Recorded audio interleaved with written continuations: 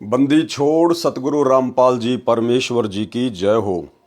परम पिता परमात्मा सारी सृष्टि के रचनहार कुल मालिक असंख्य ब्रह्मांडों के स्वामी जगत गुरु तीनों लोकों में प्रवेश करके सबका भरण पोषण करने वाले राजाधिराज आत्माधार नाथों के नाथ देवों के देव महादेव सर्वेश्वर महेश्वर मृत्युंजय अजरो अमर आदि अनादि सनातनी प्रभु जगत पिता जगदीश्वर श्री श्री 1008 की उपाधि के वास्तविक अधिकारी अकाल मूरत शब्द स्वरूपी राम वासुदेव सर्वगतम ब्रह्म परम पूज्य प्रथम पूज्य परम संत परम पुरुष परम धनी परम दयालु सत्य कबीर हक्का कबीर अल्लाहु कबीर अल्लाहु अकबर बाखबर अल्लाह ताला जगत के तारणहार जगत के मुक्तिदाता जगत के जगन्नाथ हारे के सहारे हिंदुओं के राम मुसलमानों के अल्लाह सिखों के वाहिगुरु ईसाइयों के मसीह दया के सागर दयानिधि करुणा के सागर करुणानिधि स्वयंभू परिभू संकट मोचन कष्ट हरण मंगल करण दुख भंजन अविगत कबीर निर्विकार निर्विषम परमात्मा अलय अलेख सतगुरु आदि अनादि सतगुरु असली मर्यादा पुरुषोत्तम असली राम असली कृष्ण असली घनश्याम असली मुरारी राजाओं के राजा महाराजाओं के महाराजा शहंशाहों के शहंशाह सम्राटों के सम्राट भगवानों के भगवान अल्लाहों के अल्लाह प्रभुओं के प्रभु मसीहाओं के मसीह सच्चे वाहिगुरु बाबाओं के बाबा पीरों के पीर सेठों के सेठ जगत सेठ सावड़सा सेठ सर्वगुण संपन्न अनंत कोटि कलाओं के स्वामी अनंत कोटि ब्रह्मांडों के नायक योगियों में महायोगी ध्यानियों में महाध्यानी सिद्धों में परम सिद्ध ज्ञानियों में तत्वज्ञानी ब्रह्म ज्ञानी महाज्ञानी परम ज्ञानी सर्वश्रेष्ठ ज्ञानी विज्ञानी युवा कबीर समरथ कबीर असमवात अमित ओजा सच्चे रहनुमा करीम अल्लाह सुभान अल्लाह दुनिया के अंतिम पैगंबर 8 सितंबर 1951 से गांव धनाना जिला सोनीपत हरियाणा भारतवर्ष की पवित्र भूमि पे प्रकट रियल कल की भगवान श्री नारायण साकार हरि श्री बाबा साहेब संत श्रोमणी सतगुरु रामपाल जी परमेश्वर जी के चरण कमल में साध संगति से जुड़े हुए आप और हम सभी सत्सेवक भाई बहनों का अनंत कोटि दंडवत प्रणाम। और कबीर सागर के सरलार्थ के ऊपर आज हमारा ये 42 नंबर का वीडियो है। 42 नंबर का पेज नंबर है 376 और आज हम यहां से आगे बढ़ेंगे। सूक्ष्म वेद की अमृतवाणी का यह भावार्थ है। वाणी का सरलार्थ आत्मा और मन को पात्र बनाकर संत गरीबदास जी ने संसार के मानव को समझाया है। कहा है कि यह संसार दुखों का घर है, इससे भिन्न एक और संसार है जहां कोई दुख नहीं है, वह शाश्वत स्थान है, सनातन परम धाम सत्यलोक वह सुख सागर है तथा वहां का प्रभु यानी अविनाशी परमेश्वर भी सुखदायी है जो उस सुख सागर में निवास करता है। सुख सागर अर्थात अमरलोक की संक्षिप्त परिभाषा बताई है। अब गुरुदेव भगवान ने एक शब्द के माध्यम से आप और हमें किस प्रकार से समझाया है। शंखों लहर मेहर की उपजय कहर नहीं जा कोई और दास गरीब अचल अविनाशी सुख का सागर सोई। भावार्थ किया है गुरुदेव ने, जिस समय मैं लेखक कौन पूज्य गुरुदेव भगवान, जिस समय मैं अकेला होता हूं तो कभी कभी ऐसी हिलोर अंदर से उठती है, उस समय सब अपने से लगते हैं। चाहे किसी ने मुझे कितना ही कष्ट दे रखा हो, उसके प्रति द्वेष भावना नहीं रहती, सब पर दया भाव बन जाता है। यह स्थिति कुछ ही मिनट रहती है, उसको मेहर की लहर कहा है। भाई और बहनों, यह बात गुरुदेव भगवान के द्वारा कहना कि थोड़े से समय के लिए कभी कभी मेरे अंदर वो लहर की मेहर आती है, यह केवल आप और हम जीवों को समझाने की दृष्टि से परमात्मा इस प्रकार की बातें कह रहे हैं, क्योंकि हम जीवों को कभी कभार इस प्रकार की कोई लहर की मेहर आती है, कभी कभार। तो गुरुदेव अपने आप को एक आम संत की भूमिका में दर्शाते हुए, एक भगत की भूमिका में दर्शाते हुए आप और हमें समझाने की दृष्टि से ये बात कह रहे हैं। अन्यथा हमारे गुरुदेव भगवान तो सुख के सागर हैं, सुख के सागर। मंतु बसरे सुख के सागर जहां शब्द सिंधु रत्नागर। ये तो अविनाशी परमात्मा है, सुख के सागर हैं। वो कहर की लहर इनके अंदर कभी नहीं उठती। ये तो परम दयालु हैं, परम दयालु। तो अपने आप को छुपाते हुए परमात्मा इस प्रकार की बात यहां पर कह रहे हैं, हम जीवों को समझाने की दृष्टि से। सतलोक अर्थात सनातन परम धाम में जाने के पश्चात प्रत्येक प्राणी को इतना आनंद आता है, वहां पर ऐसी असंख्यों लहर आत्मा में उठती रहती हैं। जब वह लहर मेरी आत्मा से हट जाती है तो वही दुखमय स्थिति प्रारंभ हो जाती है। उसने ऐसा क्यों कहा, वह व्यक्ति अच्छा नहीं है, वो हानि हो गई, ये हो गया, वह हो गया, यह कहर दुख की लहर कही जाती है। अब विचार करो भाई और बहनों, हमारे गुरुदेव भगवान जो कि पूर्ण संत है, पूर्ण परमात्मा है, कबीर देव हैं, भला वो इस प्रकार की बातें क्यों सोचेंगे कि उसने ऐसा क्यों कहा। गुरुदेव तो हमें समझाते हैं कि आवत गाड़ी एक है, उल्टा होय अनेक, कहे कबीर ना उल्टियो, रहे एक की एक। और जो तोकू काटा बोवे ताको बोतू फूल, तो ये फूल के फूल है वाको है त्रिशूल। हमारे गुरुदेव तो हमें इस प्रकार की शिक्षा देते हैं कि अगर तुम्हारे साथ में कोई बुरा बर्ताव करता है, कोई धोखा करता है, कोई गाली देता है, तो तुमने भी उसके प्रति बुरा नहीं सोचना कि उसने ऐसा क्यों कर दिया। तो भला हमारे गुरुदेव भगवान ऐसा क्यों सोचेंगे कि उसने ऐसा क्यों कहा, वह व्यक्ति अच्छा नहीं है, वो हानि हो गई। जबकि हमें तो गुरुदेव कहते हैं कि भक्ति मार्ग में अगर हानि हो जाए तो चिंता नहीं करनी चाहिए, वो भी परमात्मा का प्रसाद समझना चाहिए कि वो नुकसान भी मेरे हित में है, मेरे हित में। तो भला हमारे गुरुदेव भगवान हानि को रोएंगे क्या। तो गुरुदेव भगवान हमें जो भी कुछ समझाते हैं स्वयं को एक भगत की स्थिति में रखकर आप और हमें समझाने की दृष्टि से कहते हैं।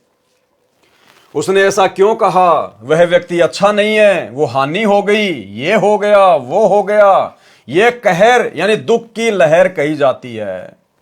उस सतलोक में असंख्य लहर मेहर यानी दया की उठती है। सतलोक में वो कहर की लहर नहीं है, वहां तो दया की मेहर है, दया की मेहर। वहां कोई कहर यानी भयंकर दुख नहीं है। वैसे तो सतलोक में कोई दुख नहीं है, कहर का अर्थ भयंकर कष्ट होता है। जैसे एक गांव में आपसी रंजिश के चलते विरोधियों ने दूसरे पक्ष के एक परिवार के 3 सदस्यों की हत्या कर दी। कहीं पर भूकंप के कारण हजारों व्यक्ति मर जाते हैं, उसे कहते हैं कहर टूट पड़ा या कहर कर दिया। ऊपर लिखी वाणी में सुख सागर की परिभाषा संक्षिप्त में बताई है। कहा है कि वह अमर लोक अचल अविनाशी, अर्थात कभी चलायमान नहीं है, अर्थात वो कभी नष्ट नहीं होता। सतलोक वो कभी चलायमान नहीं है, कभी जो है वो नष्ट नहीं होता। वहां पर कभी भी जो है प्रलय नहीं होती, कभी ध्वस्त नहीं होता, तथा वहां रहने वाला परमेश्वर अविनाशी है। वह स्थान तथा परमेश्वर सुख का समुद्र है।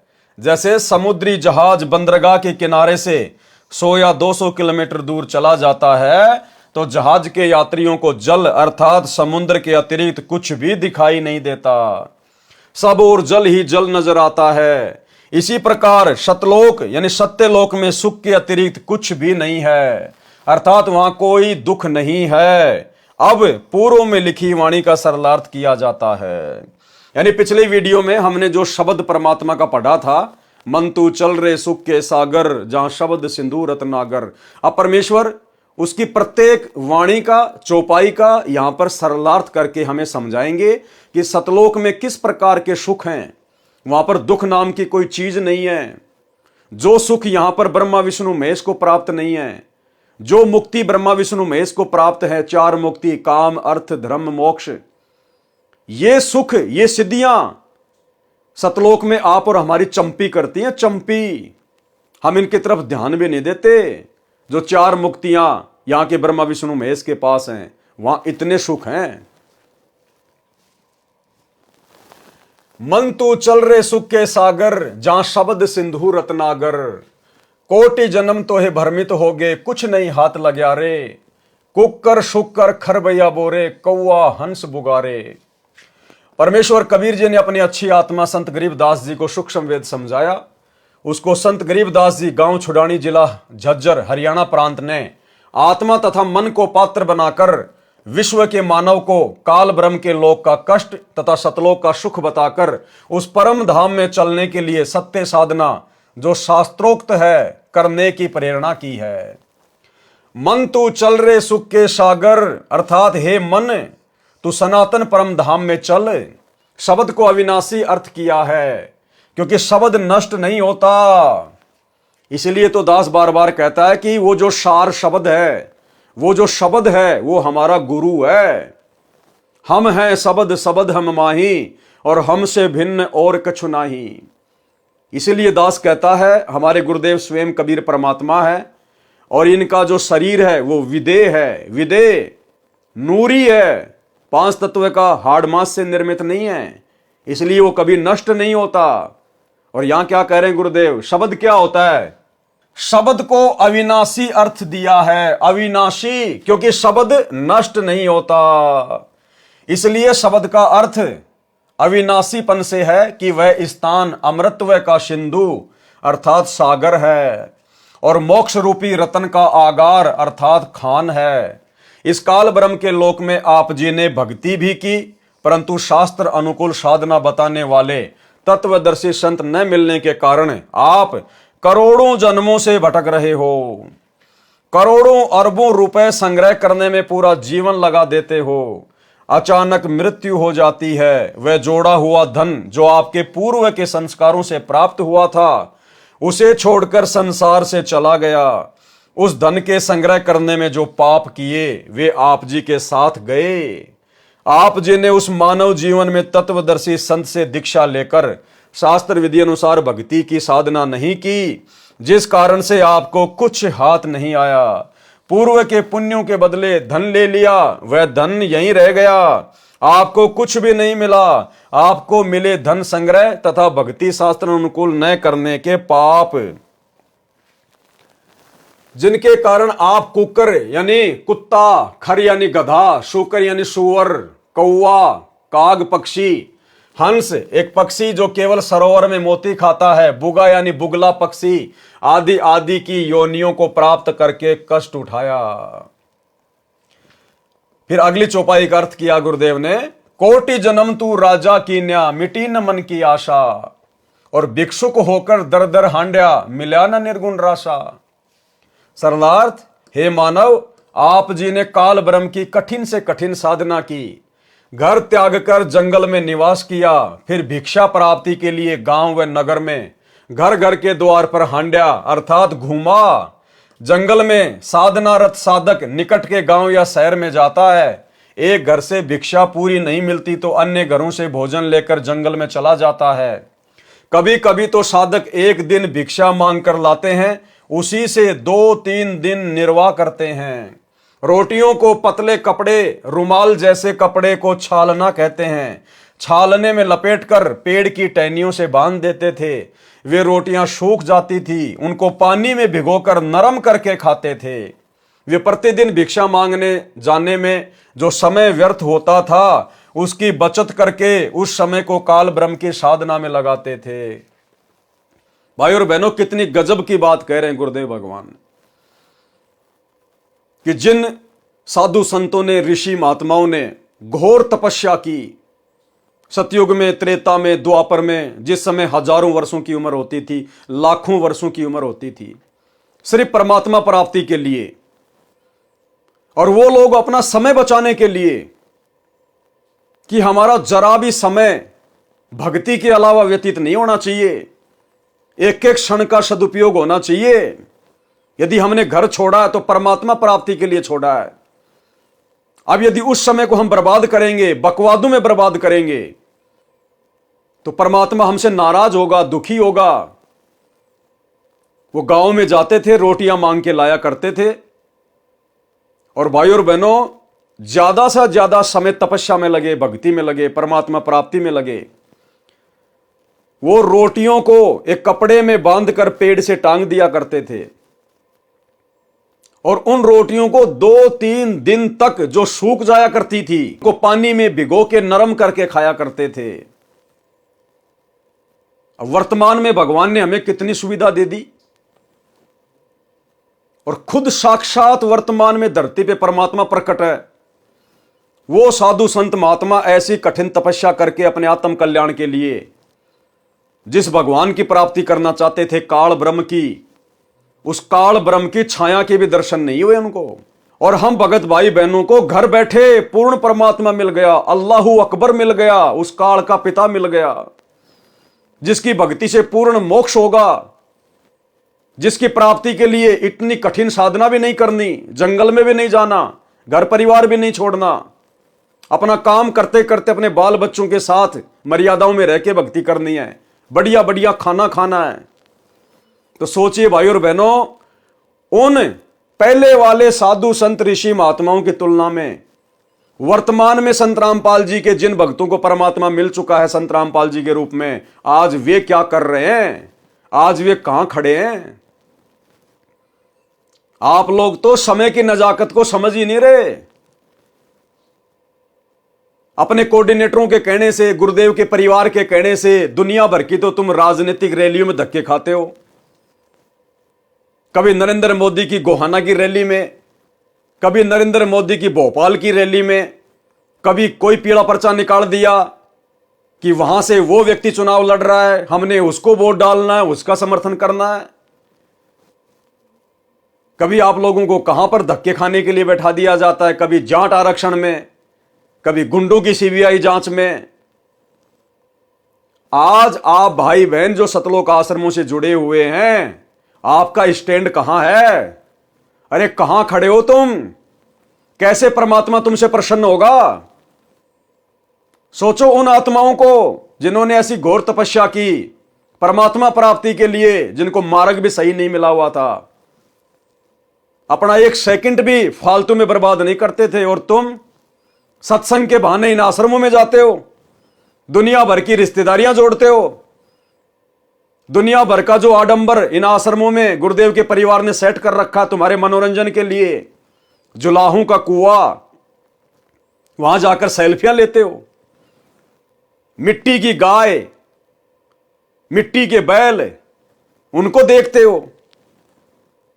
कबीर जी का झोपड़ा, मिट्टी का पहाड़, लहर तारा तालाब, दुनिया भर की रंगोलियां, मनोरंजन के लिए जाते हो, टाइम पास करते हो वहां जाके। परमात्मा कितना नाराज होगा, कल्पना भी नहीं कर सकते। समय की नजाकत को समझो। पूर्ण ब्रह्म परमात्मा काल का भी बाप धरती पे प्रकट है हमारे गुरुदेव भगवान के रूप में। अपना परम सौभाग्य समझो, जो बिन बुलाए मेहमान की तरह परमात्मा आ गया। आप और हमने कभी सपने में भी नहीं सोचा था इस भगवान और भक्ति के बारे में। इस भगवान ने आके हमारा हाथ पकड़ा है। अपनी नालायकी के चलते, अपनी अज्ञानता के चलते हाथ मत छुड़ाओ परमात्मा से। समय का सदुपयोग करो, ज्ञान को आधार बनाओ, साध संगति से जुड़े हुए भाई बहनों से शिक्षा लो। ड्रामेबाजी नहीं चलेगी। आने वाले समय में जिसकी मर्यादा होगी, जिसके पास भक्ति धन होगा, उसका बचाव होगा। रोटियों को पतले कपड़े, रुमाल जैसे कपड़े को छालना कहते हैं। छालने में लपेटकर पेड़ की टहनियों से बांध दिया करते थे। वे रोटियां सूख जाती थी, उनको पानी में भिगोकर नरम करके खाते थे। वे प्रतिदिन भिक्षा मांगने जाने में जो समय व्यर्थ होता था, उसकी बचत करके उस समय को काल ब्रह्म की साधना में लगाते थे। भावार्थ है कि जन्म मरण से छुटकारा पाने के लिए, अर्थात पूर्ण मोक्ष प्राप्ति के लिए वेदों में वर्णित विधि तथा लोक वेद से घोर तप करते थे। उनको तत्वदर्शी संत न मिलने के कारण निर्गुण रासा अर्थात गुप्त ज्ञान, जिसे तत्व ज्ञान कहते हैं, वह नहीं मिला। क्योंकि यजुर्वेद अध्याय 40 मंत्र 10 में तथा चारों वेदों का सारांश रूप श्रीमद् भगवत गीता अध्याय 4 श्लोक 32 तथा 34 में कहा है कि जो यज्ञों द्वारा अर्थात धार्मिक अनुष्ठानों का विस्तृत ज्ञान स्वयं सच्चिदानंद घन ब्रह्म अर्थात परम अक्षर ब्रह्म अपने मुख कमल से बोलकर सुनाता है, वह तत्व ज्ञान अर्थात सूक्ष्म वेद है। गीता ज्ञानदाता ब्रह्म ने कहा है कि उस तत्व ज्ञान को तू तत्व ज्ञानियों के पास जाकर समझ। उनको दंडवत प्रणाम करने से, नम्रता पूर्वक प्रश्न करने से, ये परमात्म तत्व को भली भांति जानने वाले तत्वदर्शी संत तुझे तत्व ज्ञान का उपदेश करेंगे।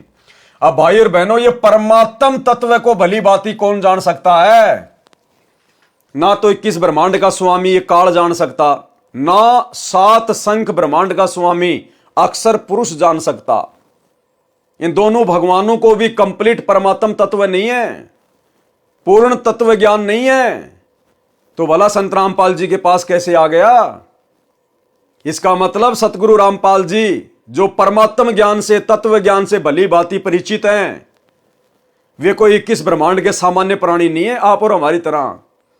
वे आप और हमारी तरह कोई मां के गर्भ से जेर में लिपटकर जन्म लेकर नहीं आए। ये लीला परमात्मा हमारी चरम दृष्टि को धोखा देने के लिए कुछ भी करता है। ये स्वयंभू परमेश्वर है, स्वयं प्रकट होता है। सतगुरु रामपाल जी अर्थात इस कबीर परमात्मा को जन्म देने में दुनिया की कोई भी माता समर्थ नहीं है। ये गलती ना करना अपने गुरु जी को मानुष मान के उनका जन्मदिन मना के अवतरण दिवस के नाम पे 8 सितंबर को इन आश्रमों में। ये स्वयंभू परमेश्वर है। परमात्म तत्व को, तत्व ज्ञान को केवल परमात्मा ही जान सकता है। उस परमेश्वर के विषय में और किसी को यहां पर जानकारी नहीं होती, ना हो सकती। वो परमेश्वर स्वयं ही इस पृथ्वी पर मनुष्य रूप में प्रकट होता है, जिसको फिर तत्वदर्शी संत कहते हैं, जगत गुरु कहते हैं। तो अपने गुरु को हल्के में लेने की गलती ना करना, मानुष मानने की गलती ना करना। परमात्म तत्व को भली भांति जानने वाले तत्वदर्शी संत तुझे तत्व ज्ञान का उपदेश देंगे। इससे सिद्ध हुआ कि तत्व ज्ञान न वेदों में है और न ही गीता शास्त्र में। यदि होता तो एक अध्याय और बोल देता, कह देता कि तत्व ज्ञान उस अध्याय में पढ़ें। यानी वो तत्व ज्ञान, वो परमात्म ज्ञान ना चारों वेदों में, ना गीता जी में, ना मुसलमानों की चारों जो है वो कतेबों में। और वो ज्ञान सतगुरु रामपाल जी बता रहे हैं। तो कौन है सतगुरु रामपाल जी, जिनके पास दुनिया के समस्त धर्म ग्रंथों के अतिरिक्त वो वास्तविक ज्ञान है, मूल ज्ञान है, सार ज्ञान है। स्वयं परमेश्वर प्रकट है धरती पर। कह देता कि तत्व ज्ञान उस अध्याय में पढ़ें। संत गरीबदास जी ने मन के बहाने मानव शरीरधारी प्राणियों को समझाया है कि वह निर्गुण रासा अर्थात तत्व ज्ञान न मिलने के कारण काल ब्रह्म की साधना करके आप जी करोड़ों जन्मों में राजा बने। कोटि जन्म तू राजा कीन्या, मिटी न मन की आशा, और भिक्षुक होकर दर दर हांड्या, मिला न निर्गुण रासा।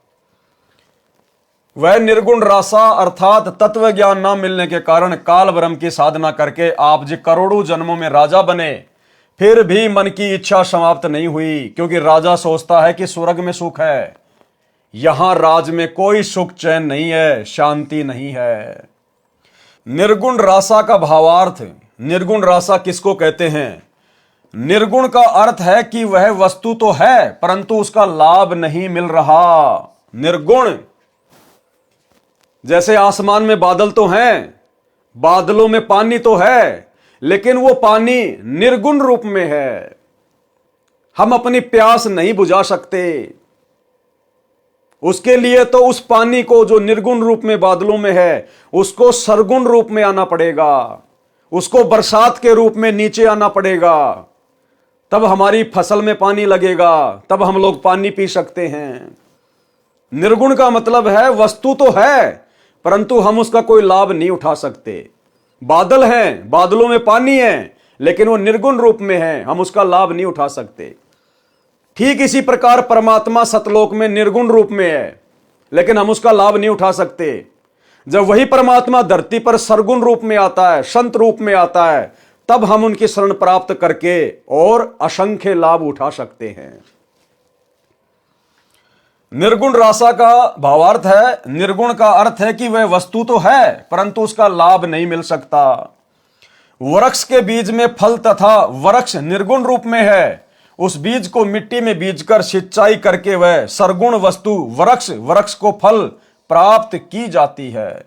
यह ज्ञान न होने से आम के फल व छाया से वंचित रह जाते हैं। रासा यानी झंझट अर्थात उलझा हुआ कार्य।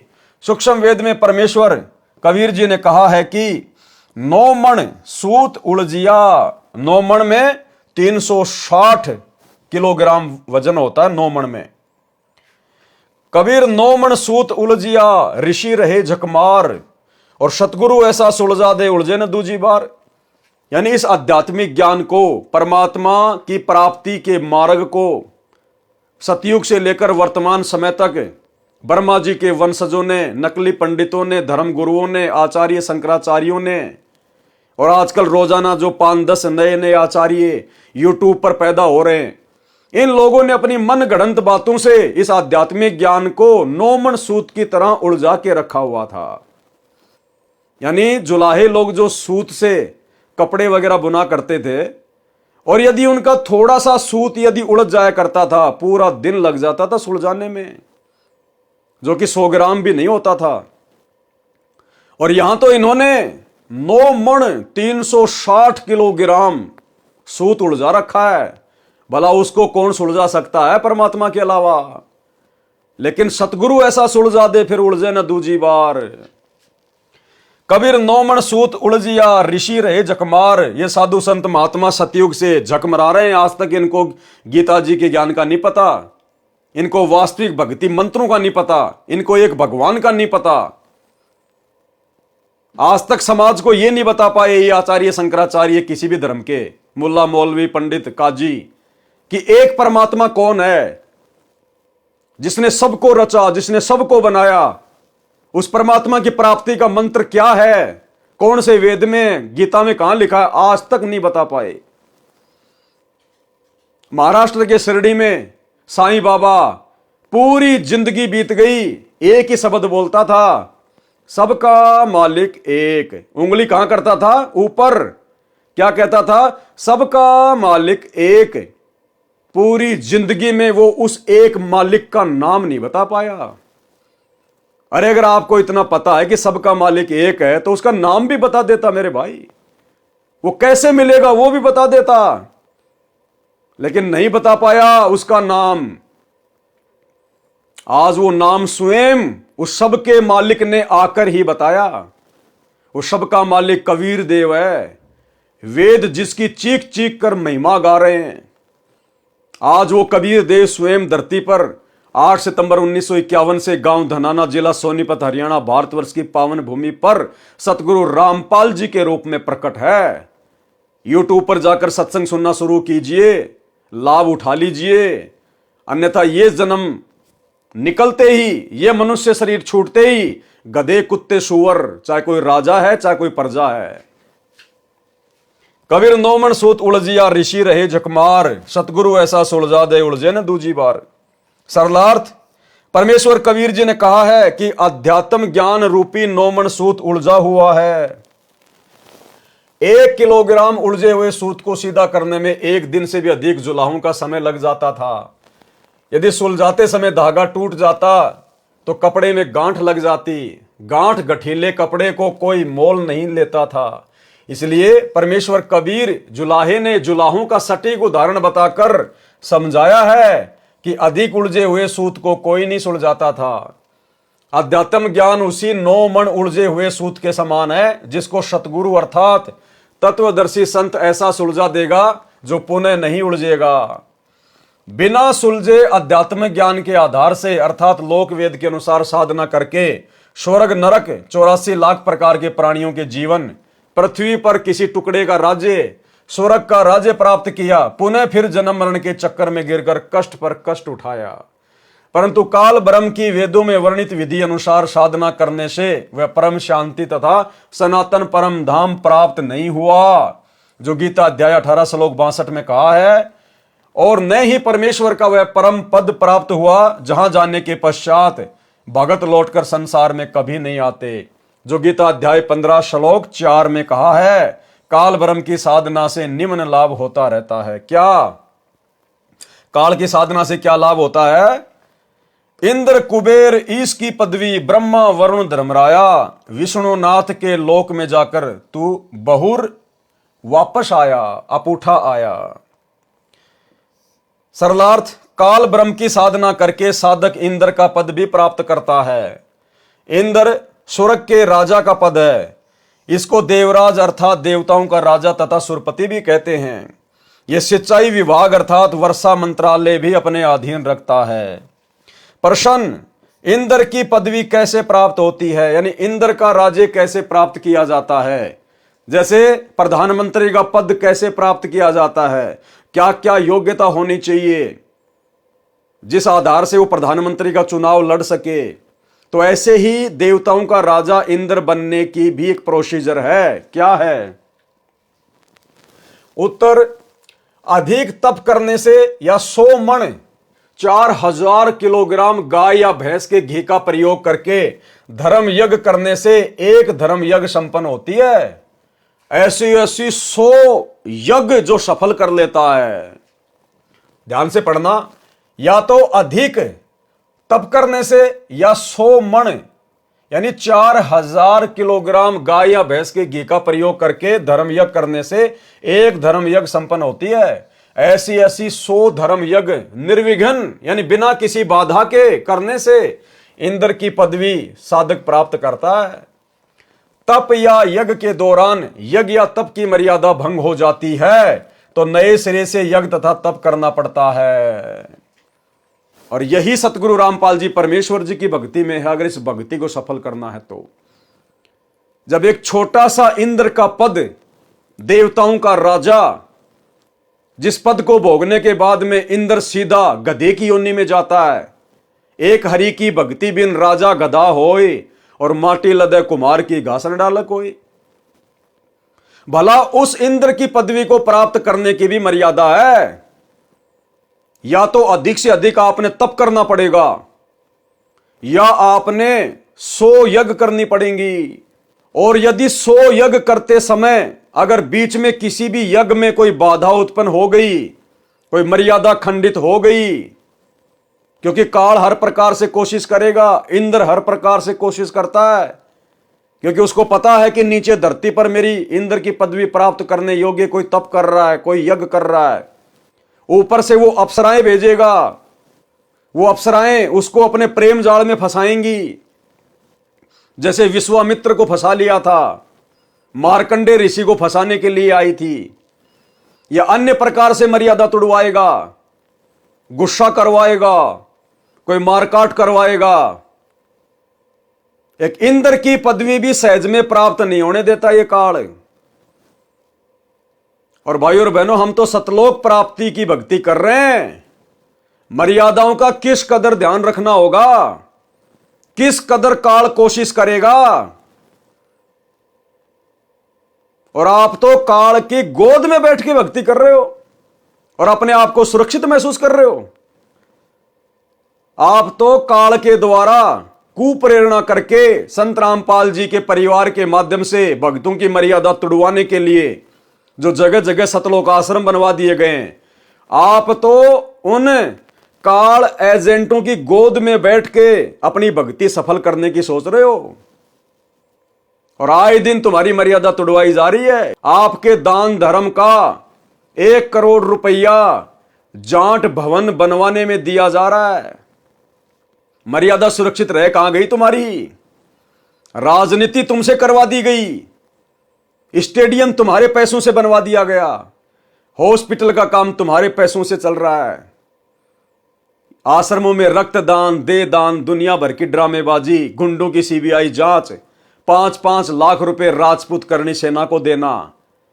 राजपूत करणी सेना वाले क्या करेंगे? शराब पिएंगे, मांस खाएंगे, बियर पिएंगे, हुक्का पिएंगे, राजनीति में लगाएंगे।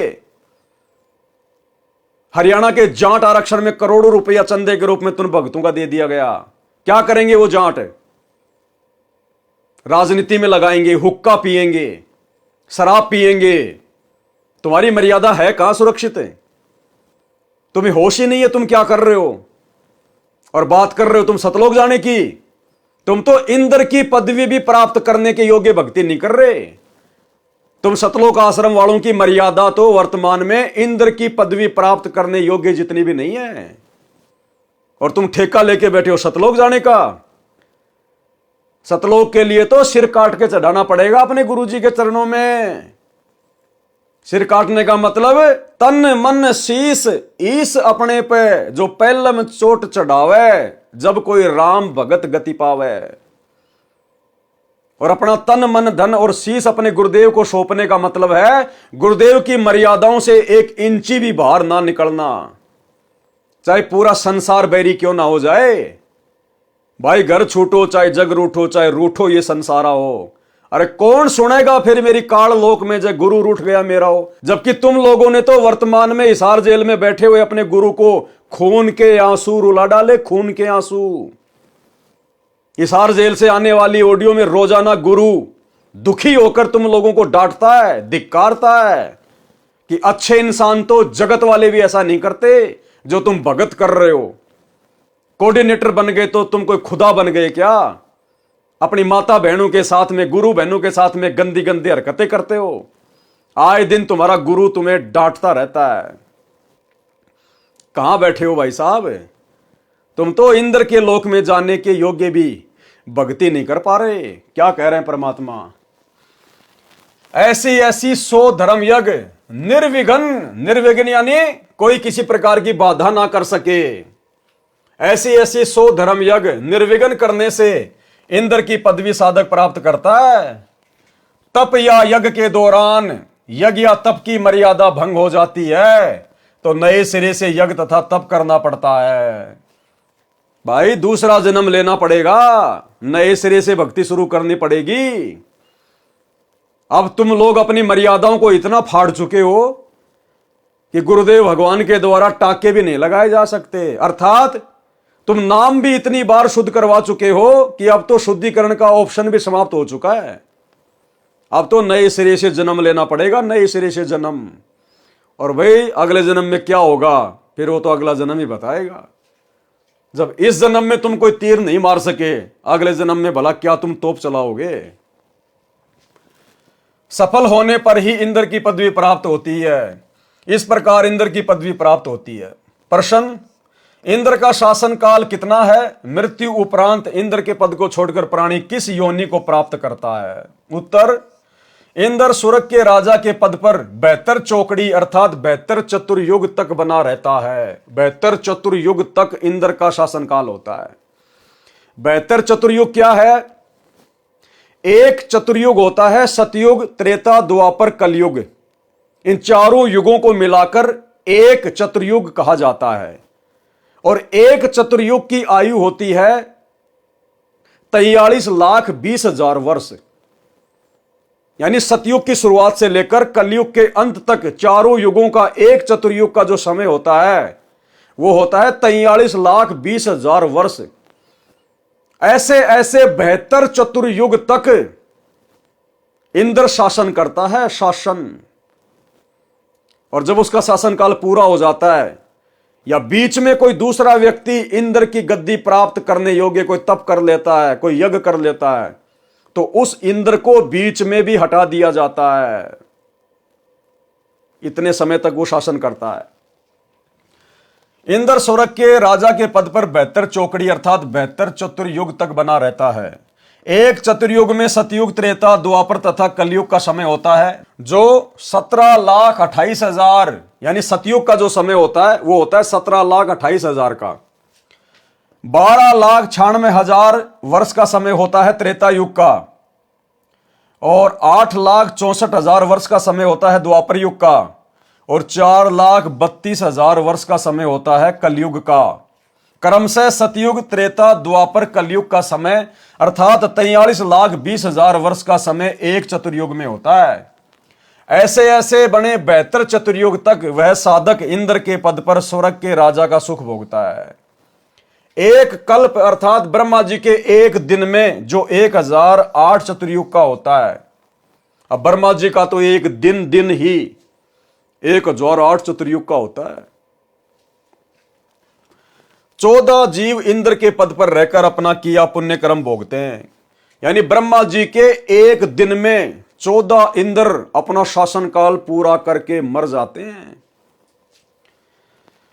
14 जीव इंद्र के पद पर रहकर अपना किया पुण्य कर्म भोगते हैं। इंद्र के पद को भोगकर वे प्राणी गधे का जीवन प्राप्त करते हैं।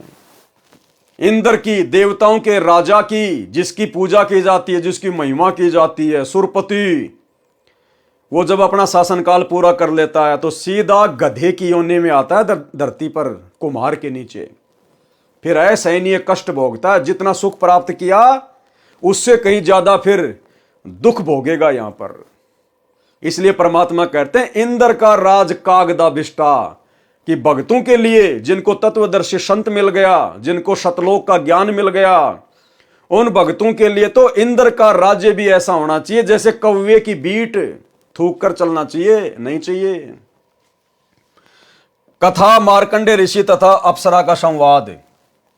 एक समय बंगाल की खाड़ी में मार्कंडे ऋषि तप कर रहा था। इंद्र के पद पर विराजमान को यह शर्त होती है कि तेरे शासन काल में 72 चौगड़ी युग के दौरान यदि पृथ्वी पर कोई व्यक्ति इंद्र का पद प्राप्त करने योग्य तप या धर्मयज्ञ कर लेता है और उसकी क्रिया में कोई बाधा नहीं आती है तो उस साधक को इंद्र का पद दे दिया जाता है और वर्तमान इंद्र से वह पद छीन लिया जाता है। इसलिए जहां तक संभव होता है इंद्र अपने शासन काल में किसी साधक या तप का धर्म यज्ञ पूर्ण नहीं होने देता, उसकी साधना में भंग करा देता है, चाहे कुछ भी करना पड़े। अब भाई और बहनों, वर्तमान में इंद्र को टेंशन हो रही है जबरदस्त तरीके से, क्योंकि इंद्र को इस बात का तो पता है नहीं कि आप और हम भगत भाई बहन शतलोक के लिए भक्ति कर रहे हैं। इंद्र के पद की तरफ तो हम थूकते भी नहीं, पीठ करके भी नहीं सोते। लेकिन इंद्र को थोड़ी इस बात का पता है। आप और हमें गुरुदेव भगवान ने जो भक्ति दे रखी है, जो 5 यज्ञ दे रखे हैं, इंद्र की गद्दी प्राप्त करने के लिए जो 100 यज्ञ करनी पड़ती है ना, उतने यज्ञ तो हम एक दिन में कर लेते हैं। एक दिन में हमें गुरुदेव ने 5 यज्ञ दे रखी है। एक यज्ञ ज्ञान की, यदि हम रोजाना 1 घंटा भी बैठकर ध्यान से सत्संग सुनते हैं, हमारी एक यज्ञ पूरी हो जाती है।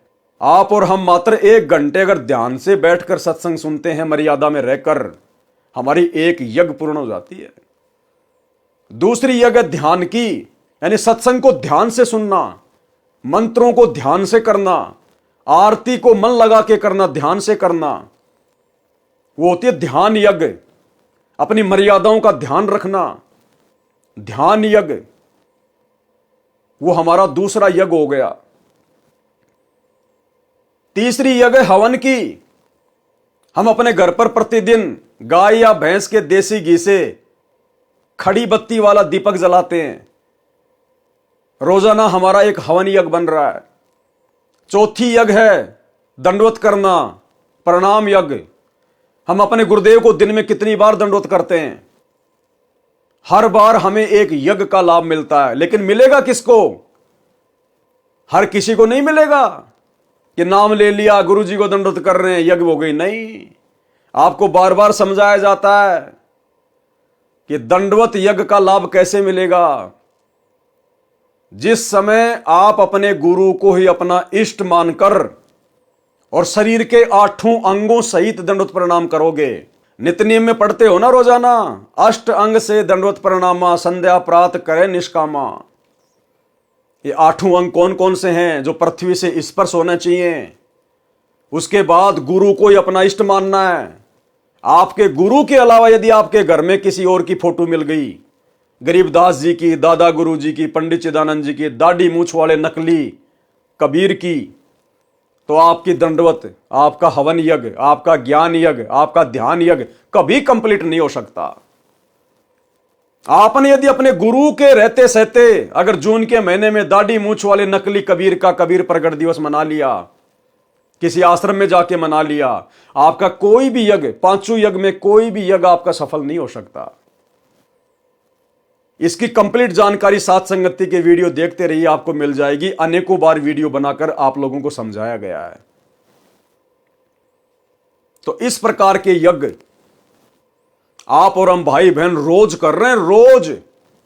तो इंद्र को ऊपर टेंशन हो रही है, उसका सिंहासन डोल जाता है, क्योंकि अब सतगुरु रामपाल जी की संगत में केवल उनके साथ संगति से जुड़े हुए भगत ही अपनी 5 यज्ञ को निर्विघ्न रूप से रोजाना सफल कर रहे हैं। वास्तव में यदि संत रामपाल जी की संगत में किसी की यज्ञ सफल हो रही है तो केवल सत्सेवकों की, क्योंकि पूरी टर्म एंड कंडीशन के साथ में यदि कोई भक्ति कर रहा है, पांचों यज्ञ कर रहा है तो संत रामपाल जी के भगत साथ संगति से जुड़े हुए। तो इंद्र का जो सिंहासन है वो बुरी तरह से डोल रहा है, बुरी तरह से, उसके समझ में नहीं आ रहा। अब वो तोड़ने का प्रयास करेगा। फिर जब उसको पता चलेगा साहब ऐसे ऐसे संत रामपाल जी के भगत हैं और वो लोग साहब ये धार्मिक यज्ञ कर रहे हैं, तो इंद्र घबराया हुआ है।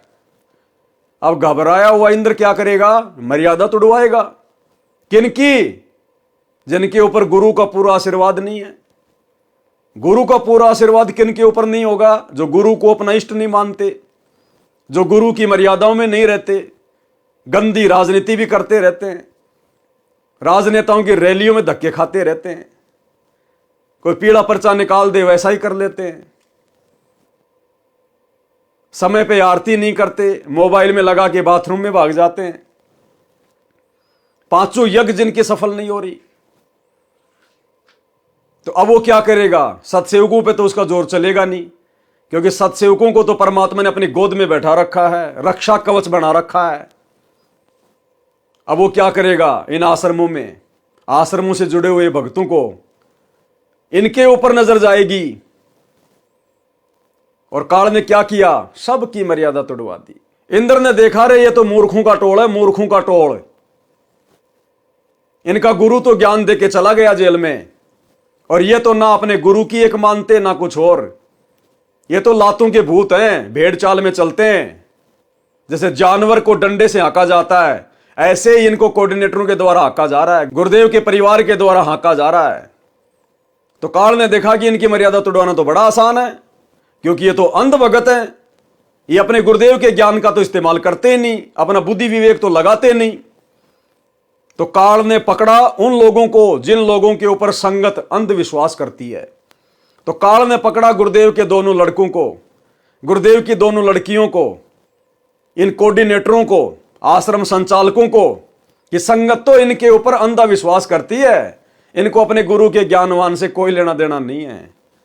और आज वही सब के सब लोग काल के एजेंट बनकर आप लोगों के ढंग से ऐसी तैसी करवा रहे हैं, मर्यादा तोड़वा के ढंग से।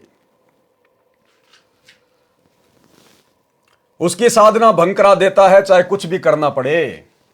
जब इंद्र को उसके दूतों ने बताया कि बंगाल की खाड़ी में मार्कंडे नामक ऋषि तप कर रहे हैं, इंद्र ने मार्कंडे ऋषि का तप भंग करने के लिए उर्वशी भेजी।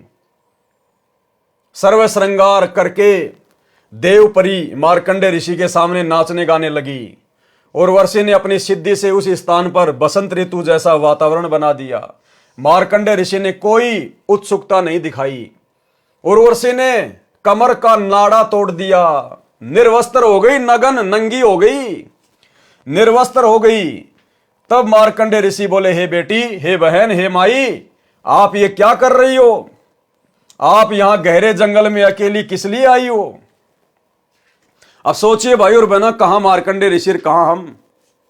वो काल की पूजा करने वाला, ओम नाम की कमाई करने वाला, वो भी इतना दृढ़ था।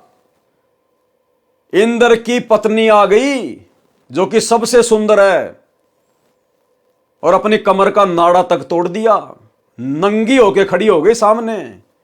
जंगल के अन्य जो तपस्वी थे वो तो देख के ही वो तो हो गए फैल। और मार्कंडे ने कहा कि हे माई, हे बहन, ये बेटी तू क्या कर रही है? कपड़े पहन, क्यों आई यहां पर? और हम वर्तमान में संत रामपाल जी भगवान के भगत, और क्या हालत हो रही है? अपनी ही गुरु बहनों को नहीं छोड़ रहे। सतलोक आश्रमों में अपने खुद की गुरु बहनों को भी नहीं छोड़ रहे, उनके ऊपर भी कुदृष्टि डाल रहे हैं, गंदी दृष्टि डाल रहे हैं। मैं नहीं कह रहा, खुद संत रामपाल जी कह रहे हैं कि मेरे पास जेल में ऐसी ऐसी भी शिकायतें आती हैं कि माता बहनों को गंदे गंदे मैसेज भी करते हैं। अब जो गंदे गंदे मैसेज करेगा वो और क्या क्या गंदे गंदे काम करता होगा। और गुरुदेव कह रहे हैं ऐसे दुष्ट ना तो कोऑर्डिनेटर के लायक है और ना भगत कहलाने के लायक है। सुन लो अपने गुरुदेव के मुख कमल से। विचार करना होगा कि हम कौन है, कहां से आए। आपस में खेचातानी रखते हो अभी भी भगत हो गए। अच्छे इंसान तो जगत वाले भी ना करते ऐसा जैसे भगत कर रही है। अच्छे इंसान तो जगत वाले गुनाह करते ऐसा जैसे भगत कर रहे हैं। अच्छे इंसान तो जगत वाले गुनाह करते ऐसा जैसे भगत कर रहे हैं। किसी को छोटी सी सेवा दे देते, कोऑर्डिनेटर बना दिया, वो ने सोचा मैं खुदा बन गया। और इतना शिक्षा तो बने, मजदूर बनो सीखो, मजदूर। और कई देखा है कि कोऑर्डिनेटर या जिसकी जो भी व्यवस्था लगाई जाए तो व्यवहार भी ठीक नहीं करते, धमकान लग जाते, फुरकान लग जाते। और कुछ ऐसी भी शिकायतें आई हैं जो बहन बेटियों के साथ गलत मैसेज भी डालते हैं। तो वो दुष्ट लोग ना तो कोऑर्डिनेटर के योग्य है ना वो भगत के योग्य। और कुछ ऐसी भी शिकायतें आई हैं जो बहन बेटियों के साथ गलत मैसेज भी डालते हैं। तो वो दुष्ट लोग ना तो कोऑर्डिनेटर के योग्य है ना वो भगत के योग्य। और कुछ ऐसी भी शिकायतें आई हैं जो बहन बेटियों के साथ गलत मैसेज भी डालते हैं। तो वो दुष्ट लोग ना तो कोऑर्डिनेटर के योग्य है ना वो भगत के योग्य। तो ऐसा तो संगत माई कुसंगत उपजेगी, और ऐसी कुसंगत होगी फिर हम रखेंगे नहीं उसको खेत में। किसान उस कुबाड़ को पाड़ कर खेत तो बाहर फेंक देता है, तो उसको आप मिशन से निकाल दिया जाया करेगा। सुधर जाओ, एक के नहीं सुनी जाया करती, दिशात्मक शिक्षा दी जाती है, अमल कर लो इन पे। कर्म बतेरे फोड़ लिए, इस ज्ञान का असर क्या हुआ? थोड़ा सा सुख होते हो फिर पक्के एजेंट काल के बन जाते हैं, बकवाद वही करनी, भगवान से दूर हो जाना। थोड़ा सा सुख होते हो फिर पक्के एजेंट काल के बन जाते हैं, बकवाद वही करनी, भगवान से दूर हो जाना। थोड़ा सा सुख होते हो फिर पक्के एजेंट काल के बन जाते हैं, बकवाद वही करनी, भगवान से दूर हो जाना। तो भाइयों और बहनों, कहां तो मार्कंडेय ऋषि और कहां हमारे सतलोक आश्रमों से जुड़े हुए सतगुरु रामपाल जी के तत्वज्ञानी भगत, ये कोऑर्डिनेटर। यानी गुरु को सार्वजनिक तौर पर सत्संग में यह बात बोलनी पड़ रही है कि आश्रमों में किस कदर गंदगी फैली हुई है, किस कदर काल ने अपनी गंदगी फैला रखी है। आप यहां गहरे जंगल में अकेली किस लिए आई? उर्वशी ने कहा कि ऋषि जी, मेरे रूप को देखकर इस अरण्य खंड यानी बनखंड के सर्व साधक यानी भगत अपना संतुलन खो गए, परंतु आप डगमग नहीं हुए। न जाने आपकी समाधि कहां थी। कृपया आप मेरे साथ इंद्रलोक में चलो, नहीं तो मुझे सजा मिलेगी कि तू हार कर आ गई। मार्कंडेय ऋषि ने कहा कि मेरी समाधि ब्रह्मलोक में गई थी, जहां पर मैं उन उर्वशियों का नाच देख रहा था जो इतनी सुंदर हैं कि तेरे जैसी तो उनकी साथ साथ बांदियां अर्थात नौकरानियां हैं। इसलिए मैं तेरे को क्या देखता, तेरे पर क्या आसक्त होता। यदि तेरे से कोई सुंदर हो तो उसे ले आ। तब देवपरी ने कहा कि इंद्र की पटरानी अर्थात मुख्य पत्नी मैं ही हूं, मुझसे सुंदर स्वर्ग में कोई औरत नहीं है। तब मार्कंडेय ऋषि ने पूछा कि इंद्र की मृत्यु होगी तब तू क्या करेगी? उर्वशी ने उत्तर दिया कि मैं 14 इंद्र भोगूंगी, यानी मैं 14 इंद्रों की पत्नी बनी रहूंगी। इंद्र मर गया फिर दूसरा इंद्र आएगा, लेकिन उनकी जो पत्नी है वही आत्मा बनी रहेगी जब तक 14 इंद्र अपना शासन भोग के नहीं जालेंगे। इतनी लंबी आयु है इंद्र की औरत की। भावार्थ है कि श्री ब्रह्मा जी के एक दिन में 1008 चतुर्युग होते हैं, जिसमें 72 चतुर्युग का शासनकाल पूरा करके 14 इंद्र मृत्यु को प्राप्त होते हैं। इंद्र की रानी वाली आत्मा ने किसी मानव जन्म में इतने अत्यधिक पुण्य किए थे जिस कारण से वह 14 इंद्रों की पटरानी बनकर स्वर्ग सुख तथा पुरुष सुख को भोगेगी। मार्कंडेय ऋषि ने कहा कि वे 14 इंद्र भी मरेंगे तब तू क्या करेगी? उर्वशी ने कहा कि फिर मैं मृत्यु लोक में गधी बनाई जाऊंगी और जितने इंद्र मेरे पति होंगे वे भी पृथ्वी पर गधे की योनि प्राप्त करेंगे।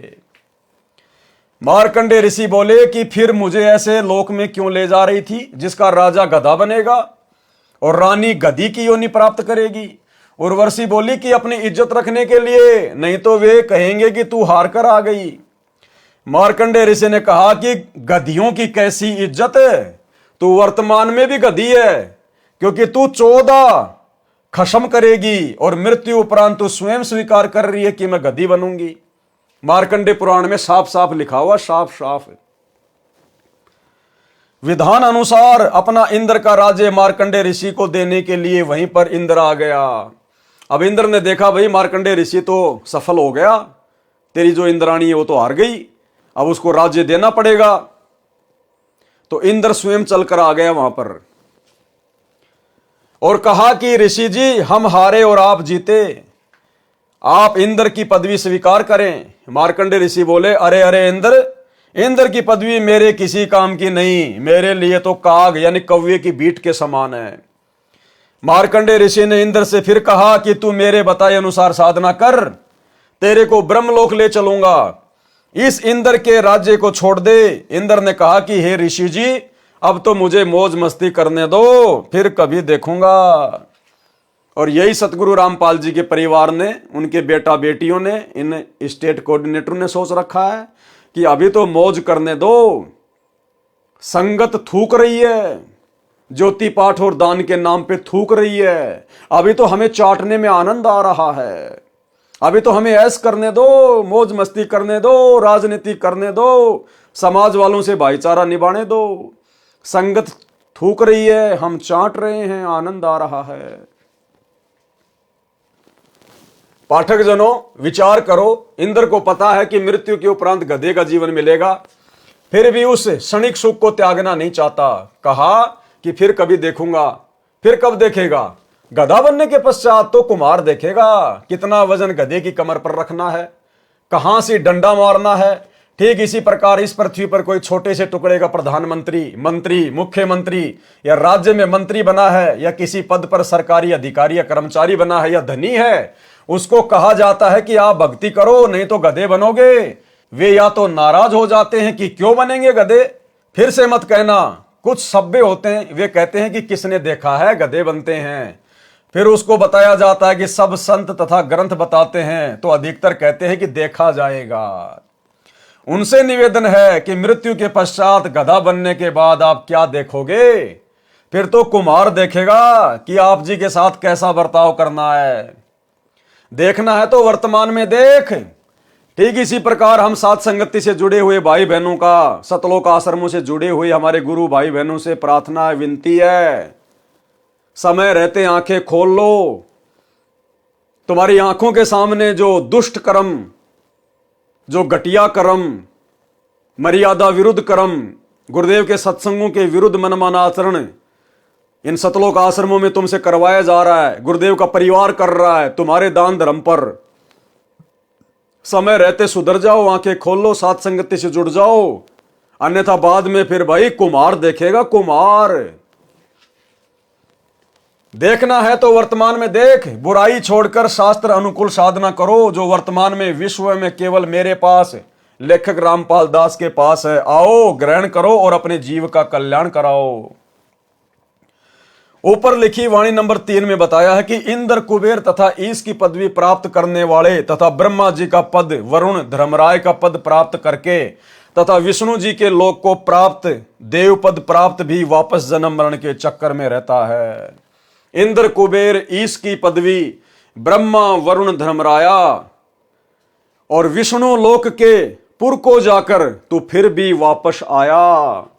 इतना सब कुछ सुख भोग कर भी जो काल तक की साधना करते हैं या मर्यादा तोड़कर पूर्ण संत की साधना करते हैं, उनको ये सुख मिलेंगे। इंद्र का पद भी मिलेगा, विष्णु का पद भी मिलेगा, धर्मराय का पद भी मिलेगा, लेकिन वापस फिर गधा भी बनना पड़ेगा, गधा। स्वर्ग लोक में 33 करोड़ देव पद हैं, जैसे भारतवर्ष की संसद में 540 सांसदों के पद हैं।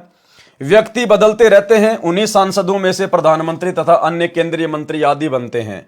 इसी प्रकार उन 33 करोड़ देवताओं में से ही कुबेर का पद अर्थात धन के देवता का पद प्राप्त होता है, जैसे वित्त मंत्री होता है।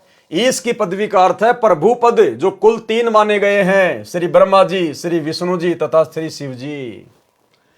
वरुण देव जल का देवता है। धर्मराय मुख्य न्यायाधीश है, जो सब जीवों के कर्मों का फल देता है, उसे धर्मराज भी कहते हैं। ये सर्व काल ब्रह्म की साधना करके पद प्राप्त करते हैं। पुण्य समाप्त होने के पश्चात पद से मुक्त होकर पशु पक्षियों आदि की 84 लाख प्रकार की योनियों में चले जाते हैं। फिर नए ब्रह्मा जी, नए विष्णु जी तथा नए शिव जी इन पदों पर विराजमान होते हैं। उपरोक्त सर्व देवता जन्मते मरते हैं, ये अविनाशी नहीं है। इनकी स्थिति आप जी को सृष्टि रचना अध्याय में इसी पुस्तक में स्पष्ट होगी कि ये कितने भगवान हैं, कितने प्रभु हैं, किसके पुत्र हैं तथा कौन इनकी माता जी है। अन्य प्रमाण श्री देवी पुराण सचित्र मोटा टाइप केवल हिंदी, गीता प्रेस गोरखपुर से प्रकाशित के 3रे स्कंद में पेज नंबर 123 पर लिखा है कि तुम शुद्ध स्वरूपा हो। यानी विष्णु जी अपनी माता दुर्गा से प्रार्थना कर रहे हैं कि तुम शुद्ध स्वरूपा हो, ये सारा संसार आप ही से उद्भासित हो रहा है। मैं यानी विष्णु, ब्रह्मा और शंकर आपकी कृपा से विद्यमान है। हमारा तो आविर्भाव यानी जन्म तथा तिरोभाव अर्थात मृत्यु हुआ करता है, यानी हम तो जन्मते और मरते हैं। आप प्रकृति देवी हैं। शंकर भगवान बोले कि हे देवी, यदि विष्णु के पश्चात उत्पन्न होने वाले ब्रह्मा आपसे उत्पन्न हुए तो क्या मैं तमोगुणी लीला करने वाला शंकर क्या आपकी संतान नहीं हुआ? अर्थात मुझे भी उत्पन्न करने वाले तुम ही हो। हम तो केवल नियमित कार्य ही कर सकते हैं, यानी जैसा आप हमें आदेशित करती हो हम तो केवल वही कर सकते हैं। अर्थात जिसके भाग्य में जो लिखा है हम वही प्रदान कर सकते हैं, न अत्यधिक कर सकते हैं न कम कर सकते हैं। पाठक जनों, इस श्री देवी पुराण के उल्लेख से स्पष्ट हुआ कि श्री ब्रह्मा जी, श्री विष्णु जी तथा श्री शंकर जी नासवान हैं। इनकी माता जी का नाम श्री देवी दुर्गा है।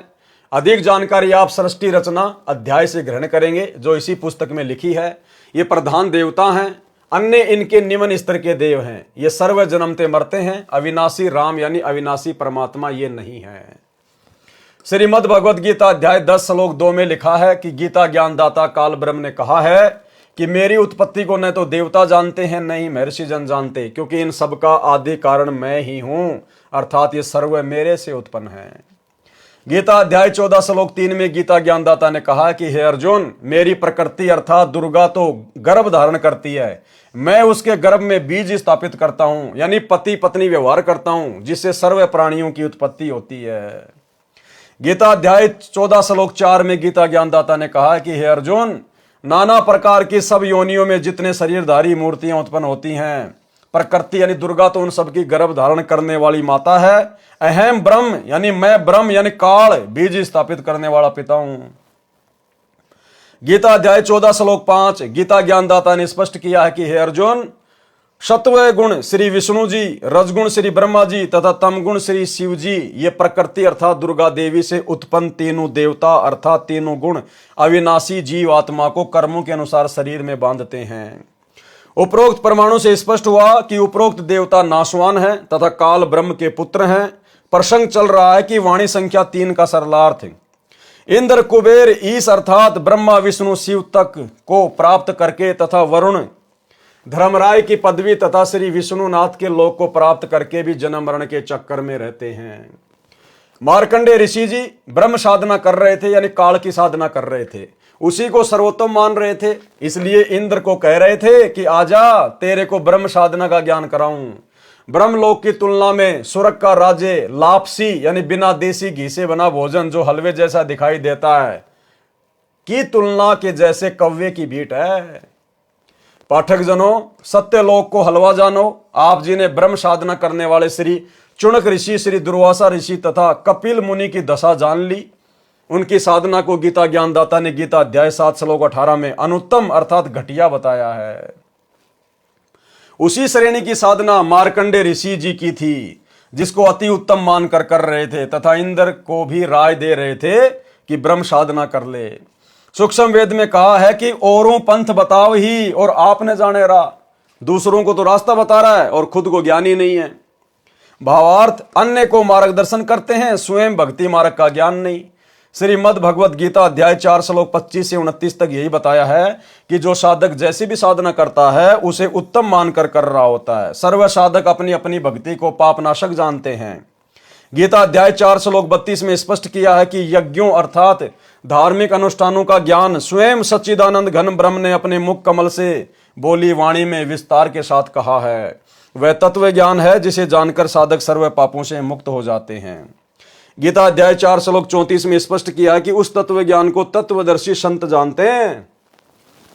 उनको दंडवत प्रणाम करने से, नम्रता पूर्वक प्रसन्न करने से वे तत्व ज्ञान को जानने वाले ज्ञानी महात्मा तुझे तत्व ज्ञान का उपदेश करेंगे।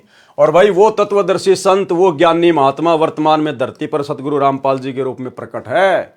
ये स्वयं ही सच्चिदानंद घन ब्रह्म है, जिन्होंने अपने मुख कमल से वाणियां बोल बोल के आप और हमें ये ज्ञान दिया, पांचों यज्ञों की जानकारी दी, भक्ति मार्ग दिया।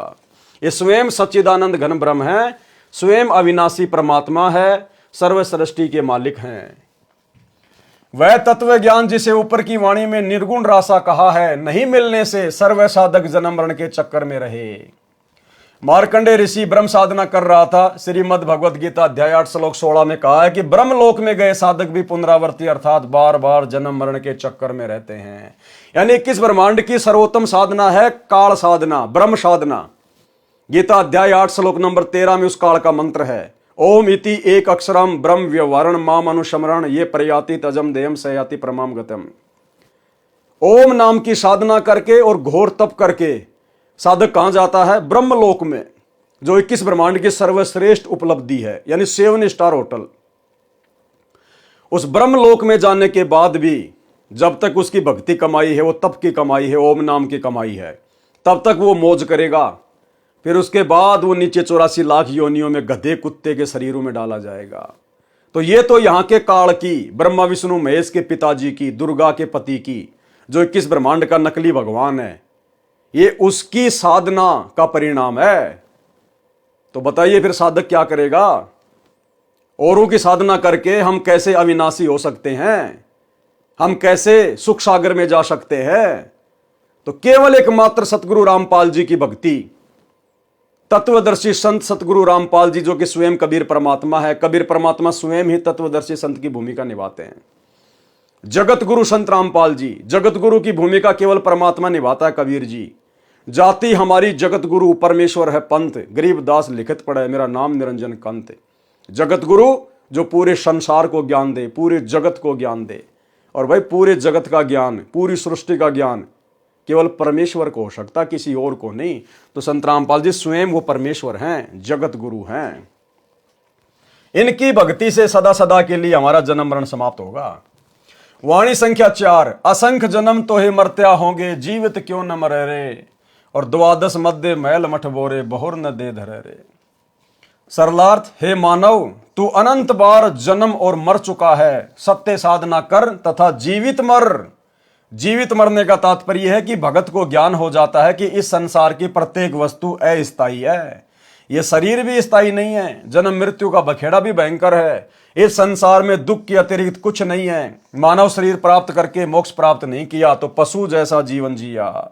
जैसे गीता अध्याय 7 श्लोक 29 में कहा है कि जो साधक केवल जरा तथा यानी मृत्यु तथा बुढ़ापे के कष्ट तथा मरण के दुख से ही मुक्ति के लिए जो साधना रत है, वे तत्ब्रह्म को तथा संपूर्ण अध्यात्म को तथा कर्मों को जानते हैं। इसी प्रकार तत्व ज्ञान होने के पश्चात मानव को अनावश्यक वस्तुओं की इच्छा नहीं होती। तंबाकू, शराब, मांस सेवन नहीं करता। नाच गाना मूर्खों का काम लगता है। जैसा भोजन मिल जाए उसी में संतुष्ट रहता है। आत्म कल्याण कराने के लिए साधक विचार करता है कि यदि मैं सत्संग में नहीं जाऊंगा तो गुरुजी के दर्शन नहीं कर पाऊंगा। सत्संग विचार न सुनने से मन फिर से विकार करने लगेगा। वह साधक सर्व कार्य छोड़कर सत्संग सुनने के लिए चल पड़ता है। वह विचार करता है कि हम प्रतिदिन सुनते हैं तथा देखते हैं कि छोटे छोटे बच्चों को छोड़कर पिता संसार से चला जाता है, मर जाता है। बड़े बड़े पूंजीपति दुर्घटना में मर जाते हैं। सर्व संपत्ति जो सारे जीवन में जोड़ी थी उसे छोड़कर चले जाते हैं, दोबारा उस संपत्ति को संभालने नहीं आते। मृत्यु से पहले एक दिन भी कार्य छोड़ने का दिल नहीं करता था, अब स्थायी यानी परमानेंट कार्य छूट गया। एक भगत सत्संग में जाने लगा, दीक्षा ले ली, ज्ञान सुना और भक्ति करने लगा। अपने मित्र से भी सत्संग में चलने तथा भक्ति करने के लिए प्रार्थना की, परंतु दोस्त नहीं माना। कह देता कि कार्य से फुर्सत नहीं है, छोटे छोटे बच्चे हैं, इनका पालन पोषण भी करना है। काम छोड़कर सत्संग में जाने लगा तो सारा धंधा चौपट हो जाएगा। वह सत्संग में जाने वाला भगत जब भी सत्संग में चलने के लिए अपने मित्र से कहता तो वह यही कहता कि अभी काम से फुर्सत नहीं है। 1 साल पश्चात उस मित्र की मृत्यु हो गई। उसकी अर्थी उठाकर नगरवासी चले, साथ साथ सैकड़ों नगर मोहल्ले के व्यक्ति भी साथ साथ चले। सब बोल रहे थे कि राम नाम सत्य है, सत्य बोले गत है। भगत कह रहा था कि राम नाम तो सत्य है, परंतु आज भाई को फुर्सत है। नगरवासी कह रहे थे कि सत्य बोल भाई, सत्य बोले गत है। भगत कह रहा था कि आज भाई को फुर्सत है। अन्य व्यक्ति उस भगत से कहने लगे कि ऐसे मत बोल, इसके घर वाले बुरा मानेंगे। भगत ने कहा कि मैं तो ऐसे ही बोलूंगा। मैंने इस मूर्ख से हाथ जोड़कर प्रार्थना की थी कि सत्संग में चल, कुछ भक्ति कर ले। ये कहता था कि अभी फुर्सत अर्थात समय नहीं है। आज इसको परमानेंट फुर्सत है। छोटे छोटे बच्चे भी छोड़ चला, जिनके पालन पोषण का बहाना करके परमात्मा से दूर रहा। भक्ति करता तो खाली हाथ नहीं जाता, कुछ भक्ति धन लेकर जाता। बच्चों का पालन पोषण परमात्मा करता है। भक्ति करने से साधक की आयु भी परमात्मा बढ़ा देता है। भगत जन ऐसा विचार करके भक्ति करते हैं, कार्य त्याग कर सत्संग सुनने जाते हैं। भगत विचार करते हैं कि परमात्मा न करे हमारी मृत्यु हो जाए, फिर हमारे कार्य कौन करेगा। हम ये मान लेते हैं कि हमारी मृत्यु हो गई, हम 3 दिन के लिए सत्संग में चले, अपने को मृत मान लें और सत्संग में चले गए। वैसे तो परमात्मा के भक्तों का कार्य बिगड़ता नहीं, फिर भी हम मान लेते हैं कि हमारी गैर हाजिरी में कुछ कार्य खराब हो गया तो 3 दिन बाद जाकर ठीक कर लेंगे। वास्तव में टिकट कट गई अर्थात मृत्यु हो गई तो परमानेंट कार्य बिगड़ गया, फिर कभी ठीक करने नहीं आ सकते। इस स्थिति को जीवित मरना कहते हैं, यानी परमेश्वर का काम सबसे पहले, उसके बाद अन्य सांसारिक कार्य। वाणी का से सरलार्थ, द्वादश मध्य मैल मठ बोरे, बहुर न दे धरे रे। सरलार्थ, श्रीमद् भगवद गीता अध्याय 15 श्लोक 4 में कहा है कि तत्व ज्ञान की प्राप्ति के पश्चात परमेश्वर के उस परम पद की खोज करनी चाहिए जहां जाने के पश्चात साधक लौटकर संसार में कभी नहीं आते, अर्थात उनका पुनर्जन्म नहीं होता, वे फिर देह धारण नहीं करते। सूक्ष्म वेद की ये वाणी ये स्पष्ट कर रही है कि वह परम धाम द्वादश अर्थात 12वें द्वार को पार करके उस परम धाम में जाया जाता है। आज तक सर्व ऋषि महर्षि संत मंडलेश्वर केवल 10 द्वार बताया करते, परंतु परमेश्वर कबीर जी ने अपने स्थान को प्राप्त कराने का सत्य मार्ग, सत्य स्थान स्वयं ही बताया है। उन्होंने 12वां द्वार बताया है। तो भाई सतयुग से लेकर वर्तमान कलयुग तक ये 12वें द्वार की जानकारी संत रामपाल जी के अलावा धरती पर किसी ने भी किसी को नहीं दी। तो कौन हुए संत रामपाल जी? स्वयं कबीर परमात्मा। उन्होंने 12वां द्वार बताया है। इससे भी स्पष्ट हुआ कि आज तक सन 2012 तक, यानी जब तक ये कबीर सागर का सरलार्थ लिखा, सन 2012 तक पूर्व के सर्व ऋषियों संतों तथा पंथों की भक्ति काल ब्रह्म तक की थी, जिस कारण से जन्म मृत्यु का चक्कर चलता रहा। वाणी संख्या 5, 2 जग बहिस्त सभी तय देखे, राजपाट के रसिया, 3 लोक से त्रिपत नाही, ये मन भोगी खशिया। सरलार्थ, तत्व ज्ञान के अभाव में पूर्ण मोक्ष का मार्ग न मिलने के कारण कभी 2 जग अर्थात नरक में गए, कभी बहिस्त अर्थात स्वर्ग में गए, कभी राजा बनकर आनंद लिया। यदि इस मानव को 3 लोक का राज्य भी दे दे तो भी तृप्ति नहीं होती। उदाहरण, यदि कोई गांव का सरपंच बन जाता है तो वह इच्छा करता है कि विधायक बने तो मौज हो जाए, विधायक इच्छा करता है कि मंत्री बनूं तो बात कुछ अलग हो जाएगी, मंत्री बनकर इच्छा करता है कि मुख्यमंत्री बनूं तो पूरी चौधर महिमा हो जाएगी, आनंद ही न्यारा होगा, सारे प्रांत पर कमांड चलेगी। मुख्यमंत्री बनने के पश्चात प्रबल इच्छा होती है कि प्रधानमंत्री बनूं तो जीवन की सफलता है। तब तक जीवन लीला समाप्त हो जाएगी, फिर गधा बनकर कुम्हार के लट खा रहा होगा। इसलिए तत्व ज्ञान में समझाया है कि काल ब्रह्म द्वारा बनाई स्वर्ग नरक तथा राजपाट प्राप्ति की भूल भुलैया में सारा जीवन व्यर्थ कर दिया। एक अब्राहिम सुल्तान अधम नाम का बलक शहर का राजा था। वह पूर्व जन्म का बहुत अच्छा भगत था, परंतु वर्तमान के ऐश्वर्य में मस्त होकर परमात्मा को भूल चुका था। राज के ठाट में तथा महलों में आनंद मान बैठा था। एक दिन परमात्मा कबीर जी सतलोक से आकर एक यात्री का रूप बनाकर राजा के महल में गए तथा कहा कि सराय वाले, एक कमरा किराए पर दे, पैसे बता, रात्रि बितानी है। राजा ने कहा, हे भोले यात्री, आपको ये सराय दिखाई देती है? मैं राजा हूं और ये मेरा महल है। यात्री रूप में परमात्मा ने पूछा कि आपसे पहले इस महल में कौन रहते थे? राजा ने कहा कि मेरे पिता दादा परदादा रहा करते थे। यात्री रूप में परमेश्वर ने कहा कि आप कितने दिन रहोगे इस महल में? राजा ने कहा कि एक दिन मैं भी चला जाऊंगा इन्हें छोड़कर। परमेश्वर बोले कि यह सराय अर्थात धर्मशाला नहीं तो क्या है, यह सराय है। जैसे तेरे बाप दादा गए ऐसे ही तू चला जाएगा, इसलिए मैंने महल को धर्मशाला बताया है। राजा को वास्तविकता का ज्ञान हुआ, संसार की इच्छा त्याग कर आत्म कल्याण करवाया, सदा रहने वाला सुख तथा अमर जीवन प्राप्त करने के लिए दीक्षा ली और आजीवन भक्ति की, अपना मानव जीवन सफल किया। वाणी संख्या 6। सतगुरु मिले तो इच्छा मेटे, पद मिल पदे समाना, चल हंसा उस लोक पठाऊं जो आदि अमर स्थाना। सरलार्थ, यदि तत्वदर्शी संत सतगुरु मिले तो उपरोक्त ज्ञान बताकर काल ब्रह्म के लोक की सर्व वस्तुओं से तथा पदों से इच्छा समाप्त करके पद मिले पदे समाना। इसमें एक पद का अर्थ है पद्धति अर्थात शास्त्र विधि अनुसार साधना, वे ऑफ वर्शिप। दूसरे पद का अर्थ है अमरलोक अर्थात स्थान। सतगुरु साधना करवाकर परमेश्वर के उस परम पद की प्राप्ति करवा देता है, जहां जाने के पश्चात फिर लौटकर संसार में कभी नहीं आते। हे भगत, चल तुझे उस लोक में भेज दूं जो आदि अमर स्थान है, अर्थात गीता अध्याय 18 श्लोक 62 में वर्णित सनातन परम धाम है, जहां परम शांति है। वाणी संख्या 7। चार मुक्ति जहां चंपी करती माया हो रही दासी, दास गरीब अभय पद पर से मिले राम अविनाशी। सरलार्थ, उस सनातन परम धाम में परम शांति तथा अत्यधिक सुख है। काल ब्रह्म के लोक में चार मुक्ति मानी जाती हैं, जिनको प्राप्त करके साधक अपने को धन्य मानता है, परंतु वे स्थायी नहीं है। कुछ समय उपरांत पुण्य समाप्त होते ही फिर 84 लाख प्रकार की योनियों में कष्ट उठाता है, परंतु उस सतलोक में चारों मुक्ति वाला सुख सदा बना रहेगा। माया आपकी नौकरानी बनकर रहेगी। संत गरीबदास जी ने बताया है कि अमरलोक में जाने के पश्चात प्राणी निर्भय हो जाता है और उस सनातन परम धाम में वह अविनाशी राम अर्थात परमेश्वर मिलेगा। इसलिए पूर्ण मोक्ष के लिए शास्त्र अनुकूल भक्ति करनी चाहिए, जिससे उस परमात्मा तक जाया जा सकता है। उपरोक्त वाणी तथा पूर्वोक्त विवरण से स्पष्ट हुआ कि श्री ब्रह्मा जी, श्री विष्णु जी तथा शिव जी और इनके पिता काल ब्रह्म अर्थात क्षर पुरुष व अक्षर पुरुष सर्व राम अर्थात प्रभु नाशवान है। केवल परम अक्षर ब्रह्म ही अविनाशी राम अर्थात प्रभु है।